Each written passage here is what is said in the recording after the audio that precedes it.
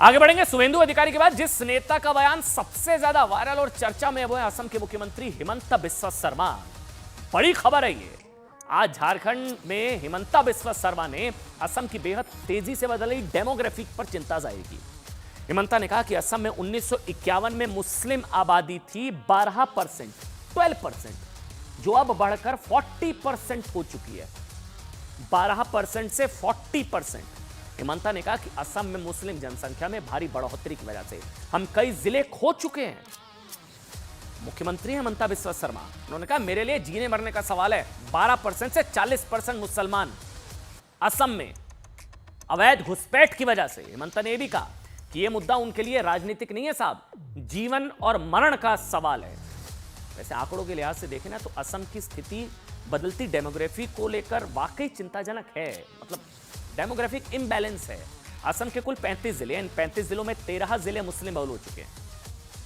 35 में से 13, मुख्यमंत्री कह रहे हैं 12% थे 51 में, आज हो गए 40%। धुबरी, बोगाईगांव, ग्वालपाड़ा, बारपेटा, मोरीगांव, दक्षिण सलमारा, होजाई, नगांव, दरंग, करीमगंज, हैलाकांडी, ये ऐसे कुछ इलाके हैं जहां पर हिंदू अल्पसंख्यक जैसी स्थिति में आ चुके हैं, हिंदू माइनॉरिटी हो चुके हैं। आंकड़े ये भी बताते हैं कि आजादी के बाद असम में मुस्लिम धर्म के मानने वाले काफी तेजी से बढ़े हैं। देखिए इसमें कोई बुराई भी नहीं है, लेकिन ये डेमोग्राफिक इम्बैलेंस जो है ना, अचानक से अननेचुरल तरीके से, उसके पीछे रीजन नेशनल सिक्योरिटी का हो जाता है कि कहीं घुसपैठ इसके पीछे वजह तो नहीं है।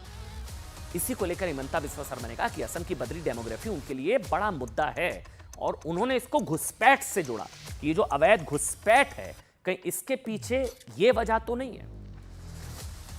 ये बहुत बड़ा मुद्दा है, इसलिए मैं असम में, बंगाल में हर दिन, मेरा असम में मुस्लिम पॉपुलेशन 40% हो चुका है। 1951 में 12% था, आज असम में मुस्लिम पॉपुलेशन 40%। हम जिला की जिला खो चुका हूं। तो मेरे लिए ये मुद्दा पॉलिटिकल नहीं है, मेरे लिए ये जीना और मरने का मुद्दा है। देखिए इससे पहले हिमंता बिस्वा शर्मा आरोप लगा चुके हैं कि असम की डेमोग्राफी में भयानक बदलाव की सबसे बड़ी वजह बांग्लादेशी घुसपैठ है, इलीगल इमिग्रेंट्स। असम में लाखों की संख्या में बांग्लादेशी घुसपैठिए सालों से घुसे हुए हैं।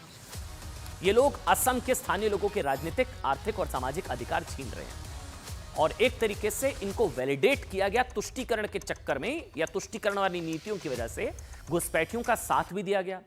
बांग्लादेशी घुसपैठिए असम में कम से कम 42 निर्वाचन क्षेत्रों में कहा जाता है कि निर्णायक स्थिति में आ जाते हैं। उनका वोट बैंक बहुत बड़ा हो गया है।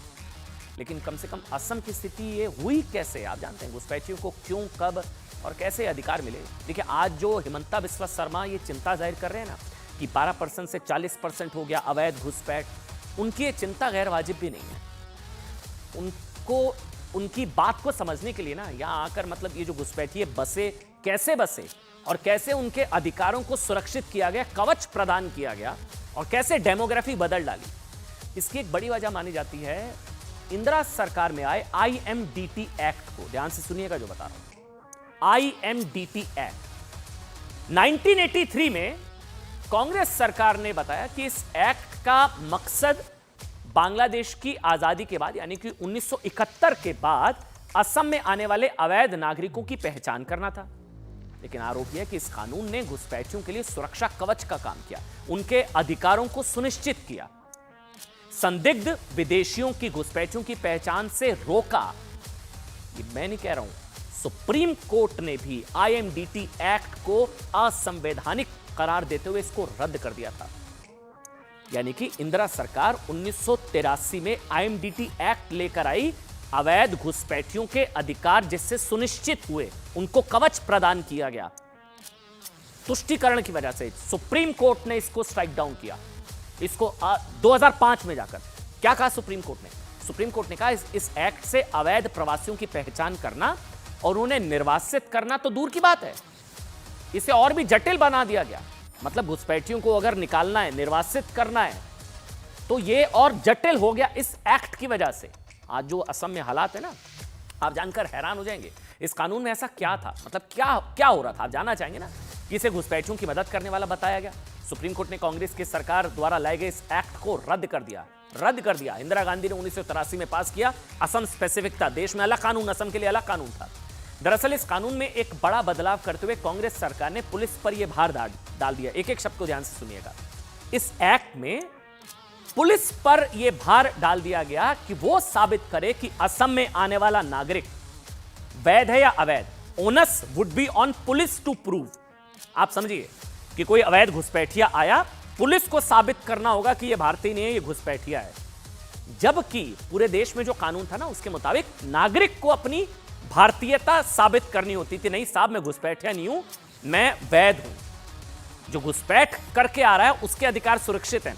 पुलिस को यह साबित करना था कि नहीं, ये जो है घुसपैठ, ये भारतीय नहीं है, घुसपैठिया है। जो घुसपैठिया आया है उसको यह साबित करने की जरूरत नहीं है। पुलिस की जांच घुसपैठियों के पता बदल लेने की समस्या भी उससे भी खड़ी हुई। पुलिस को जब तक जानकारी मिलती घुसपैठिया कहां है, वो अपना पता बदल कर कहीं और शिफ्ट हो जाते। इसमें बड़ी अड़चन यह थी कि पुलिस के पास इन घुसपैठियों की तलाशी या इन पर जब्ती की कार्रवाई का अधिकार भी नहीं था, आईएमडीटी एक्ट। और इसी को सुप्रीम कोर्ट ने 2005 में स्ट्राइक डाउन किया। यह भी उस वक्त बहस थी कि क्या तुष्टीकरण के चक्कर में अवैध घुसपैठियों को लेजिटिमाइज करने के लिए, उनको अधिकार देने के लिए, उनको कवच प्रदान करने के लिए इस तरह का कानून लाया गया। और इसलिए आज जो हिमंता बिस्वा शर्मा जो चिंता जाहिर कर रहे हैं कि घुसपैठ की वजह से 12% से 40% मुस्लिम आबादी हो गई है, उसमें दम है। बात सुर्खियों की कर लेते हैं आप।